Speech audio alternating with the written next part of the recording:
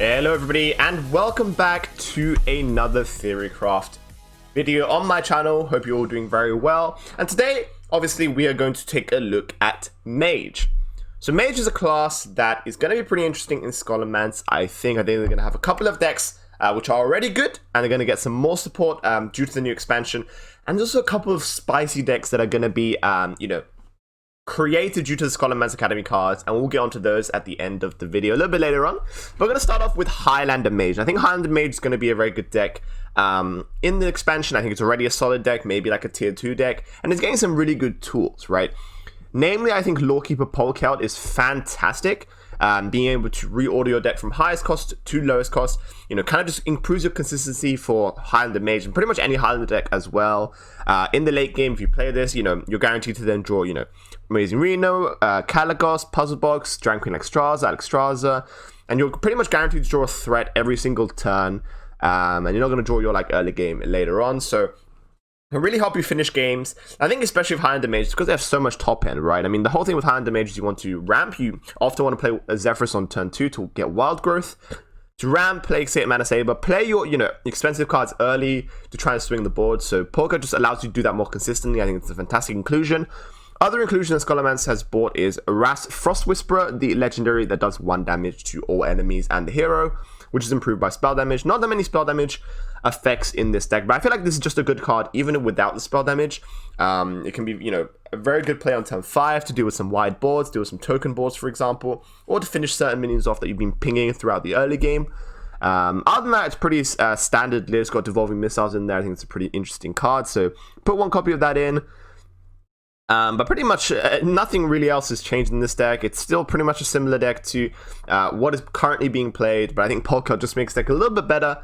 So yeah, I think it's going to be pretty strong. Probably still going to be a tier 2 deck, but yeah, definitely viable for sure. Another deck that is probably also in tier 2 right now is Spell Mage. A deck that really rose due to the recent nerfs to Dragoncaster and Dragon Queen Alexstrasza. People are like, okay, people only played Highlander Mage previously, but they were like, well, due to these nerfs, should we try a different type of mage, right? Should we try the kind of new Spell Mage archetype? And they did, and actually it seems to be pretty solid. It's just a very, very good deck. You're able to make use of those synergy cards, such as Font of Power. You're able to make use of Incantus Flow incredibly well, discounting all your spells, and obviously Apexis Blast as well to swing the tempo in the mid game. This deck actually, has no new cards, you can see, which is kind of boring, obviously, but I don't really think any of the Scholomance Academy spells really can be put into this deck. I think this deck is just pretty solid. I think it's still going to be really solid in the next expansion, so not much to say about this one. Some people really like to play Spell Mage. I'm definitely one of those people. I think it's a really fun deck to play. You can really catch the opponent off guard as well with a lot of your burn spells in the late game, especially if you've discounted a bunch of them. You can, maybe throw double Fireball Frostbolts to your opponent's face in the late game and, discover some more spells as well. So it's a really, really interesting deck, and I think it's still going to be a good one next expansion. No new cards though, so let's move on to the next one. And the next deck does have a lot of new cards, guys. Temple Spell Damage Mage. This is a deck that I've theory-crafted. I think this actually might be pretty good. So the main objective of this deck is to, obviously play for tempo. You have a lot of 1-drops, 2-drops, and a lot of spell damage synergy. So new card, Lab Partner, absolutely fantastic card. 1 mana, 1/3. Spell damage +1. Playing so 1 will enable you to play so many of your synergy cards, such as Cram Session on turn 2. You can draw more cards based on spell damage. Spellbook Binder as well, which is a card that we already have, but hasn't really seen play, obviously.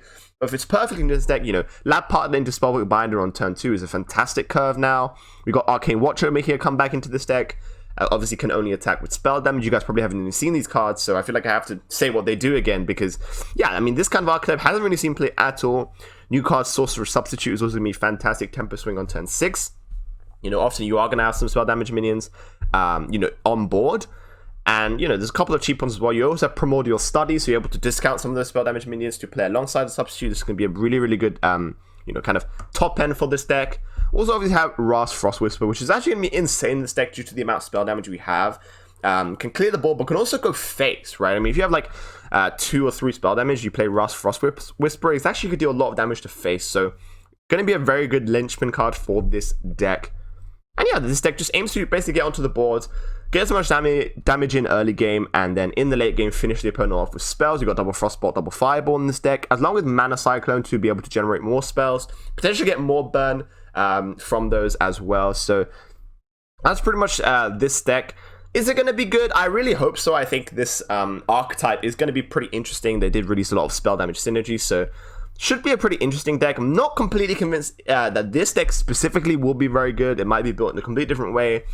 As I said, guys, this is a Theorycraft. You know, it's very unlikely that anyone's going to be able to correctly predict the exact deck list. I mean, if you can, that's, you know, that's amazing. But some sort of spell damage tempo mage might be pretty good.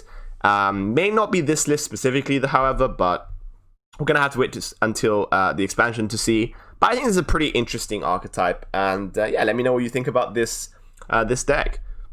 Alright guys, another deck that is enabled by the new expansion is a new OTK potential, guys. So obviously that's really exciting. You know, combo decks and OTK decks haven't really been a thing in Hearthstone of late, just because the meta has been so fast, you know, Demon Hunter and all those fast decks. So maybe this OTK will still not be good in the next expansion just because the meta is going to be really fast. But it is definitely a possibility in the new expansion due to the new card, Mozaki Master Duelist.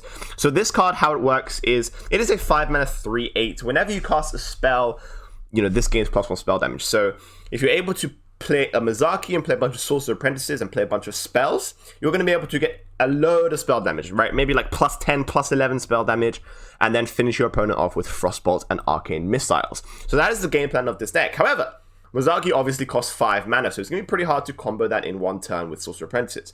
Which is why we have the new card, Potion of Illusion. 4-mana spell, you know, all your minions, make copies of all your minions, 1/1 copies of all your minions, and they cost 1, right? So obviously it enables this archetype. What you're going to do with this deck is you want to play a Mozaki. When you have 10 mana, you want to play Mozaki. You potentially want to play like Sorcerer Apprentice and then Potion of Illusion, right? So now you have, you know, 2 Sorcerer Apprentice in your hand, one that costs 2 mana, one that costs 1 potentially, and you have a 1-mana Mozaki, right? So you got to do a setup turn. Then the next turn you got to play Mozaki.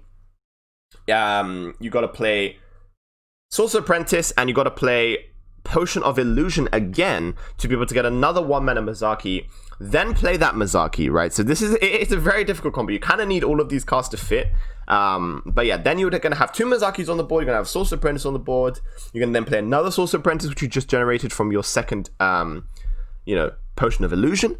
So I believe at that point, guys, you would have spent 6 mana in total. Correct me if I'm wrong. Which means you're going to have 4 mana remaining to be able to, you know, shoot Arcane Missiles and shoot Frostbolts. And maybe shoot, you know, Discovered Fireball if you can get that. I don't know.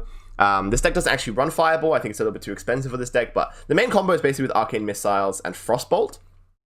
And you want to combo that, you know, obviously once you play that, you're going to have 4 mana remaining. You're going to be able to, obviously you want to save your Magic Tricks, you want to save your Primordial Studies, you want to save your Ray of Frost. These are the spells that you want to save in this kind of really late game matchups to be able to ramp up your Mozaki. So after you played all those combat pieces, you know, you're going to have 2 Sorcerer Apprentices on the board, so all your spells are going to cost 2 less.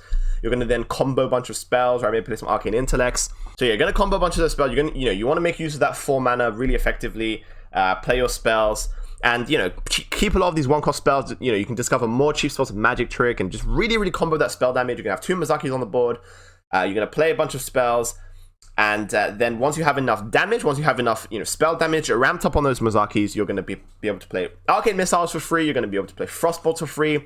Potentially even more Arcane Missiles with Magic Trick discovers. So that is the game plan of this deck. And that's pretty cool, right? That does sound pretty cool. Obviously, it's going to be super difficult to pull off because you need so many combo pieces and you need to survive in the early game, which might seem pretty difficult with this deck. We're running the Frost Nova Doomsayer package to help supplement that. Well, of course, also running the SrA+yvA Frost Whisperer for a little bit of removal and double Blizzard to stall out the game a little bit to get to that combo. Running card draw in Novice Engineer and Blood Mage Thalnos with Death Rattle, and you know, Thalnos is just a spell damage card as well that potentially can be used with Frost Whisperer. Spear of Sapience is another card that is added into this deck. I think it's going to be a fantastic card in any sort of combo deck that wants to, you know, draw specific cards. You play this whenever in the game, and you're going to be able to tailor your draws and, you know, just help you get to that combo quicker because you need to get to that combo to win the game. There's not really another way for this deck to win the game. You can't really just, you know, run your opponent out of resources. It doesn't really happen with this deck. So yeah, you want to be getting to your combo as soon as possible. I think Spear is going to help with that. And yeah, got a lot of card draw in this deck. I don't think it's got enough removal. That's my kind of main issue with this. I mean, you're probably just gonna get killed very easily by a lot of aggressive decks. That's kind of going to be the downside of this. I really hope this deck will work. Am I confident it will? Honestly, I'm not completely sure, guys. You know, maybe it won't be this style of OTK that, you know, comes through. Maybe no style of OTK will come through in the next expansion.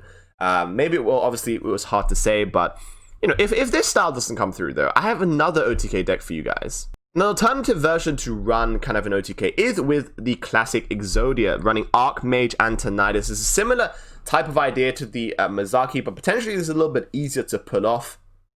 And this deck has a little bit more survivability as well. So how this deck works is you want to be able to use the same kind of combo with Potion of Illusion, but this time with Mage and Tinnitus. So the combo of this deck is you want to get double Sorcerer Apprentice in your hand and double Potion of Illusion. So you've got to be able to draw to that. Once you have that on 10 mana, you're going to be able to play double Sorcerer Apprentice and play double Potion of Illusion to get 4 Sorcerer Apprentice in your hand that cost 1 mana, right? So that's your setup turn. And I believe you can do that on 8 mana. You don't even need to be at 10 mana, right? Because Sorcerer Apprentice costs 2, 2 of them cost 4, and then obviously double Potion of Illusion going to be discounted to 2. So yeah, you need 8 mana to do that. Once you do that, you're going to have 4 Sorcerer Apprentices in your hand.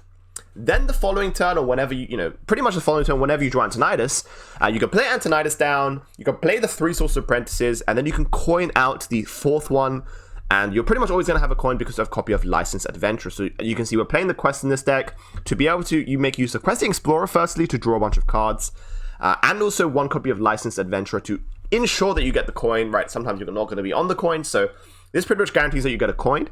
And then once you do that, obviously, you know, you're going to be able to play any spell to generate a fireball, and then those fireballs, they're going to be able to generate you other fireballs infinitely until you kill your opponent. So that is the game plan of this deck.